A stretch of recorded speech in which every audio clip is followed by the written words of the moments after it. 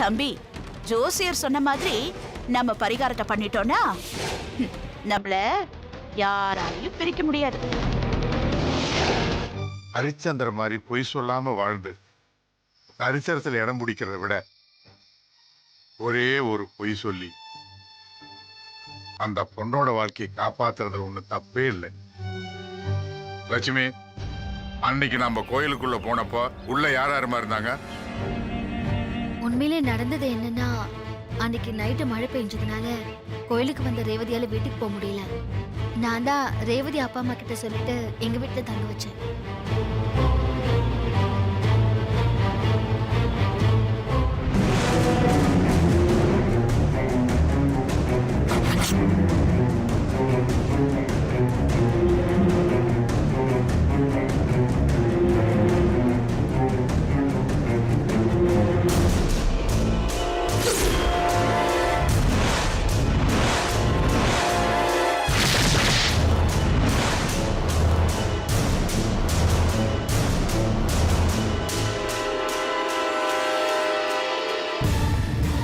ஐயோ, விட்டுடா. என்ன என்னாச்சுங்க?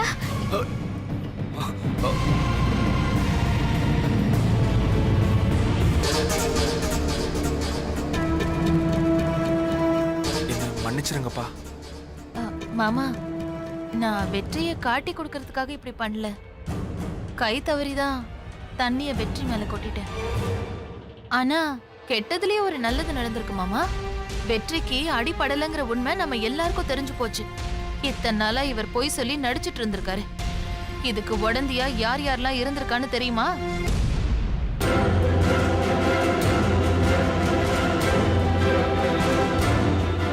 எனக்கு தெரிஞ்ச உண்மைய உங்ககிட்ட மறைக்க எனக்கு விருப்பம் இல்ல மாமா.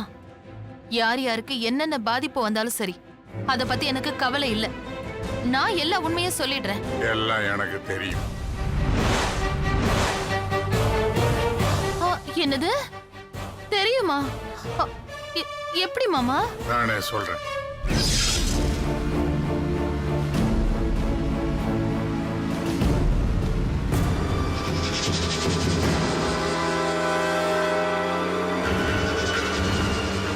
சக்தி, சொல்லுங்கம்மா. காரை நிறுத்து.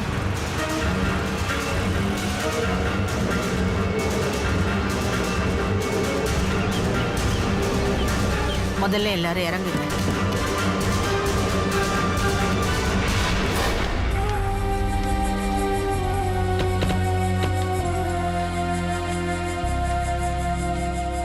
என்ன வள்ளியம்மா, என்ன விஷயம்? லட்சுமி பொய் சொல்லிட்டா. பொய் சொன்னதா உங்களுக்கு பிடிக்காதே. நீங்களே வீட்டை விட்டு அனுப்புறதுக்கு முன்னாடி நாங்களே இங்க இறங்கிட்டோம். ஏமா, அந்த பொண்ணு ரேவதியோட வாழ்க்கை நல்லா இருக்கணுங்கிறதுக்காக தானே லட்சுமி பொய் சொன்னா? லட்சுமி எதுக்கு பொய் சொன்னாங்கிறது முக்கியம் இல்ல. பொய் சொன்னாளா இல்லையா? நான் சொல்லித்தானே லட்சுமி பொய் சொன்னா. இவ சொன்ன பொய்யால ரேவதியோட அப்பா அம்மா நம்மள கையெடுத்து கும்பிட்டாங்க, பாத்தில? லட்சுமி சொன்ன பொய்யால ஒரு குடும்பமே காப்பாற்றப்பட்டிருக்குல்ல. லட்சுமி நல்லதுக்கு தாண்டி பொய் சொன்னா. கார்ல இருங்க. சரி, உங்க பேச்சுப்படி லட்சுமி நல்லதுக்கு தானே பொய் சொன்னா? ஆமா. அதே மாதிரி நம்ம வீட்டுல நல்லது நடக்க நானும் உங்ககிட்ட ஒரு பொய் சொல்லிட்டேன்.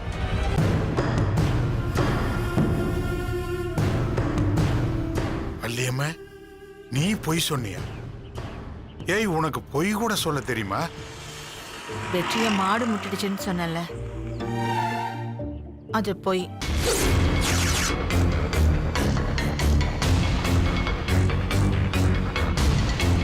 அவன் உடம்புல போட்டிருக்கிற கட்டு, அது எல்லாமே பொய். டாக்டர் அன்னைக்கு உங்ககிட்ட போன் பண்ணி பேசினாரே, அதுவும் பொய்ங்க.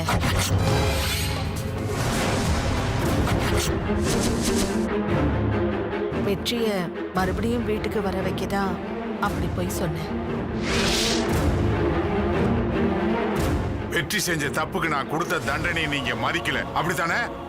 மாமா, உங்களை எதிர்த்து பேசுறேன்னு நீங்க தப்பா எடுத்துக்காதீங்க. வெற்றி பொய் சொன்னாரு. எதுக்காக பொய் சொன்னாரு? நுழைஞ்சு போன இந்த குடும்பம் நல்லா இருக்கணுங்கிறதுக்காக தானே. சித்த பிரமையில இருந்த அம்மா குணமாகணுங்கிறதுக்காக தானே. பெரிய அண்ணனுக்கு கல்யாணம் நடக்கணுங்கிறதுக்காக. நீங்க வீட்டுக்குள்ளேயே முடங்கி கிடக்க கூடாது, ஊர் பஞ்சாயத்துல போய் தீர்ப்பு சொல்லணுங்கிறதுக்காக என்ன மனைவியா நடிக்க சொன்னாரு மாமா. உங்ககிட்ட எங்களுக்கு கல்யாணம் ஆயிடுச்சுன்னு போய் சொன்னாலும் வெற்றி இது வரைக்கும் என்கிட்ட தப்பா நினைத்துல பேசல, பழகல. வெற்றி சுயநலமா யோசிக்காம தன் குடும்பத்துக்காக மட்டுமே தானே யோசிச்சாரு. அது தப்பா மாமா? நீங்க மட்டும் ஊர்ல இருக்கிறவங்க நல்லா இருக்கணுங்கிறதுக்காக போய் சொல்லலாம், அதே பொய்ய குடும்பம் நல்லா இருக்கணுங்கிறதுக்காக வெற்றி சொன்னா அது தப்பா? உடனே வீட்டை விட்டு வெளியே அனுப்புறீங்க. இதெல்லாம் எந்த ஒரு நியாயம் மாமா? அப்பா, சின்ன நீ சொல்றதுல என்ன தப்பு இருக்கு? வெற்றி என்ன நீங்க நல்லா இருக்கணுங்கிறதுக்காக தானே போய் சொல்லியிருக்காரு. நம்ம ஊர் ராமசாமி பையன் ஒரு பொண்ணு வேலைக்காரின்னு போய் சொல்லி வீட்டுல தங்க வச்சு அவ கூட குடும்பம் நடத்தினா. அந்த விஷயம் பஞ்சாயத்துக்கு வந்தப்போ அவனை ஊரை விட்டு ஒதுக்கி வச்சு தீர்ப்பு சொன்னீங்க. அது நியாயம். ஏன்னா அவனுக்கு ஏற்கனவே கல்யாணம் ஆகி ஒரு குழந்தையும் இருக்கு. அப்படி இருக்கும்போது அவன் செஞ்சது தப்புங்க. ஆனா நம்ம வெற்றிக்கும் லட்சுமிக்கும் கல்யாணம் ஆகலைங்க. அதுவும் இல்லாம லட்சுமி விருப்பப்பட்டுதான் நம்ம வீட்டுக்கு நடிக்க வந்தா. 2 பேர் பேர்லயும் தப்பு இல்லைங்க. இது புரியாம வெற்றியை மட்டும் வீட்டை விட்டு அனுப்புறீங்களே, இதுல எந்த விதத்துலங்க நியாயம் இருக்கு?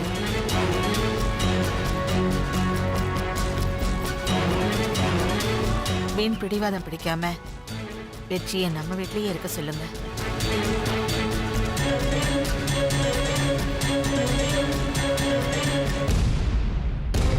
லட்சுமி, இவரு மாற மாட்டாரு.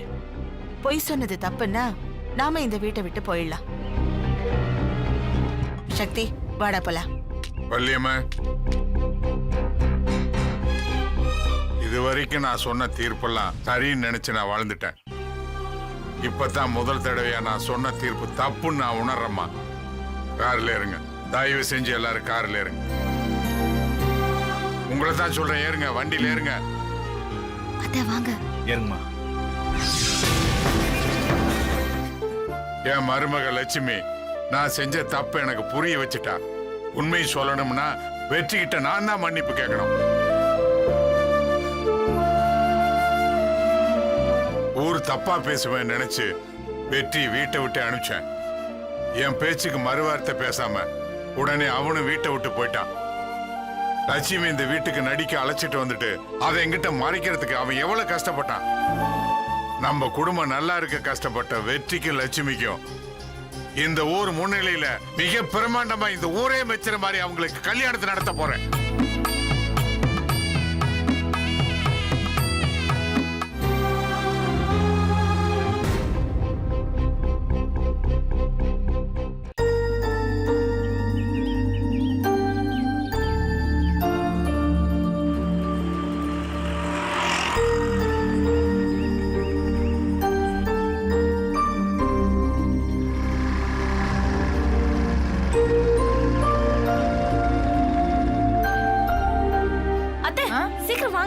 என்னம்மா? வந்துட்டாரு. ஆரம்பிங்க ஆரம்பிங்க.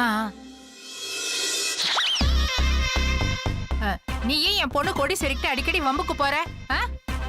இதுக்குதான் நீ இந்த வீட்டுக்கு மருமகளா வந்தியா?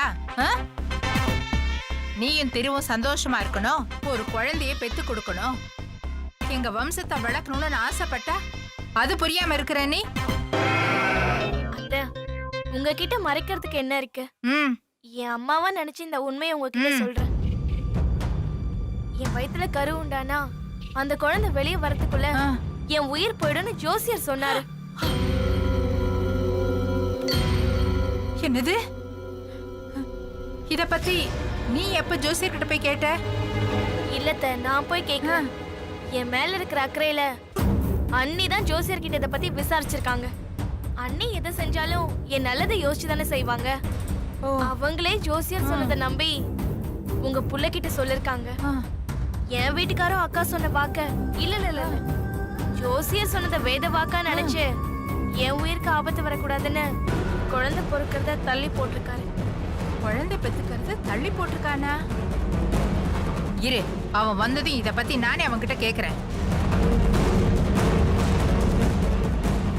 இப்போ ஜாதகத்துல நமக்கு ஏதாவது ஒரு கஷ்டம் வருதுன்னு வையி, அது வராம இருக்க பரிகாரம் இருக்குடா.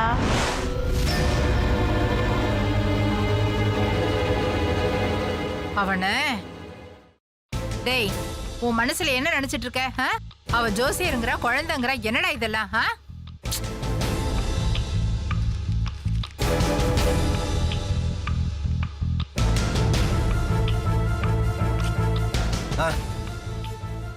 இந்த அப்படி நீங்க பேசுனதை நான் கேட்டேன். இதுக்கும் ஒரு பரிகாரம் பண்ணா எல்லாம் சரியாயிடும். நீங்க கவலைப்படாதீங்க, எல்லாத்துக்கும் பரிகாரம் இருக்கு.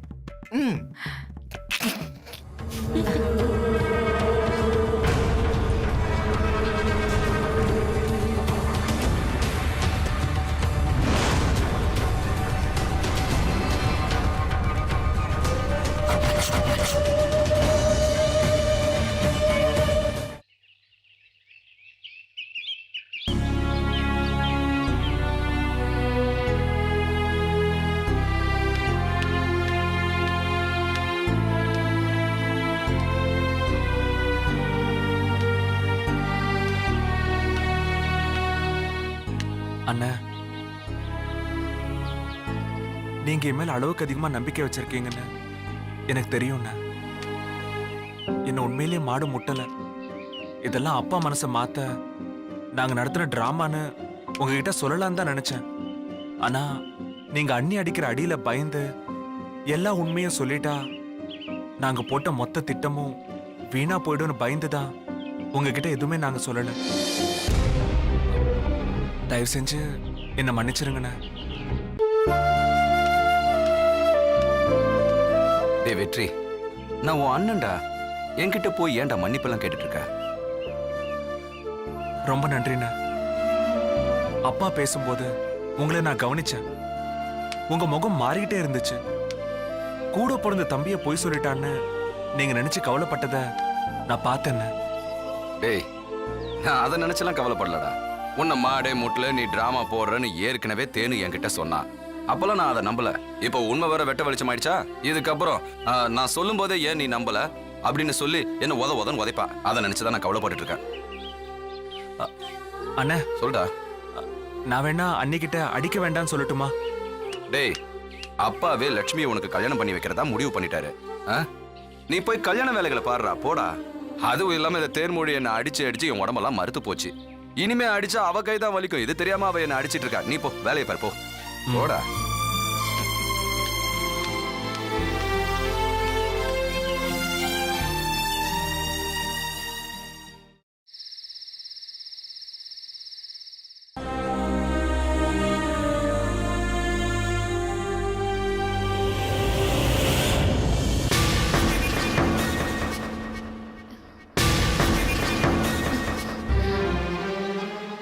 இந்த நேரத்துல எங்க போனாரு?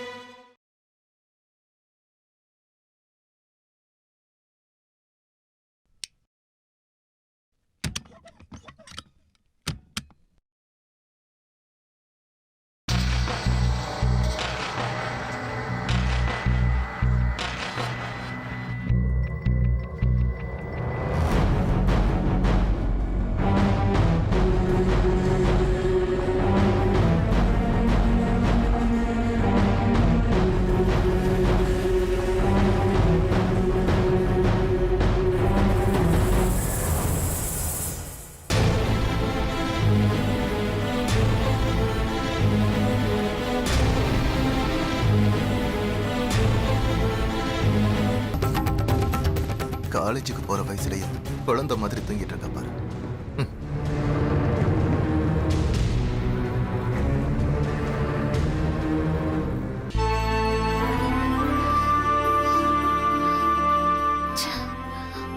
இவ்வளவு நல்லவரா இருக்காரே, இவரை போய் நம்ம தப்பா நினைச்சிட்டோமே.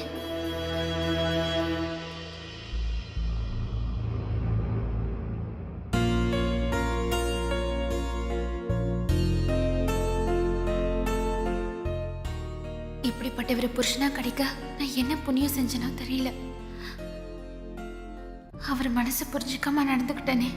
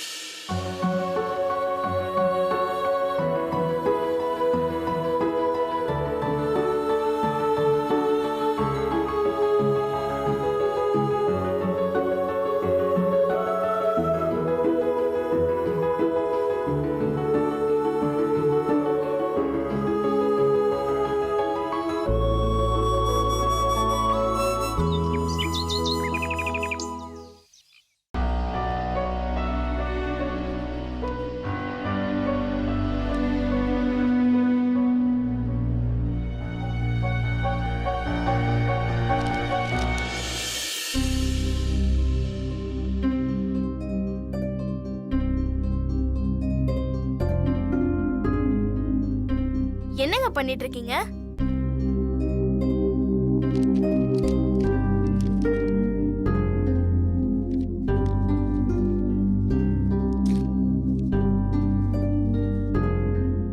அக்காவோட விரதம் நல்லபடியா முடியணும். நானும் அக்காவும் பிரியவே கூடாதுன்னு ஸ்ரீராம ஜெயம் எழுதிட்டு இருக்கேன்.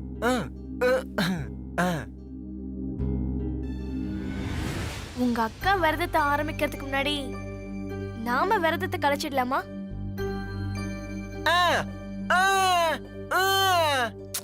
ஒன்னும் தெரியாத மாதிரி கேக்குறீங்களே.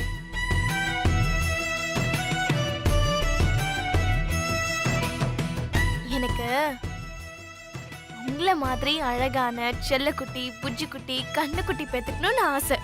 அதுக்கு தான்.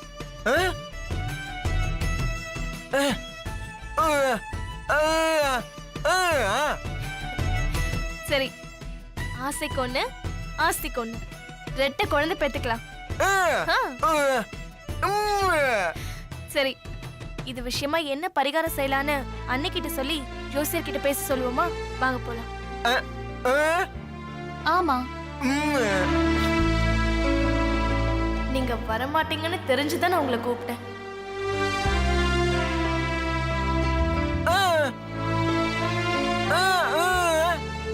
ஒண்ணும் இல்லைங்க. சரி, போறேன்.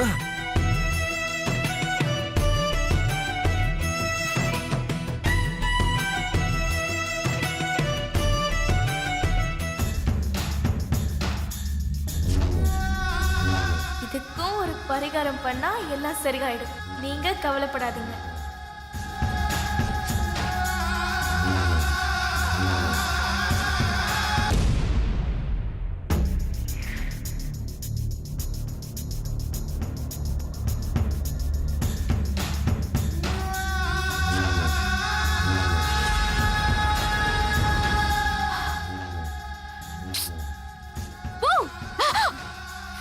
அண்ணி, என்ன நீ குட்டி போட்ட போன மாதிரி அங்கேயும் இங்கேயும் அலைஞ்சிட்டு இருக்கீங்க?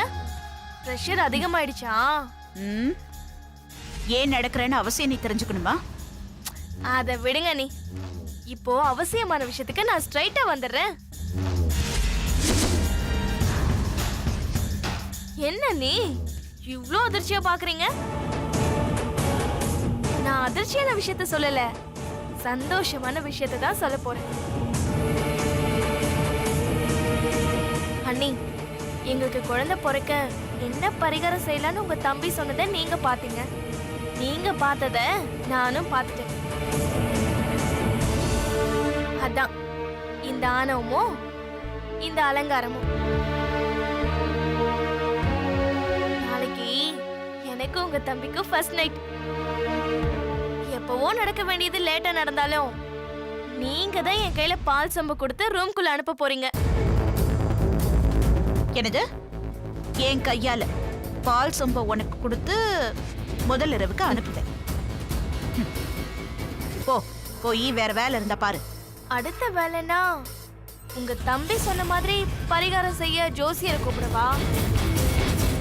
இல்ல பஞ்சாங்கத்துல சாந்தி முகூர்த்தம் வச்சுக்க நல்ல நேரம் இருக்கான்னு பார்க்கலாமா?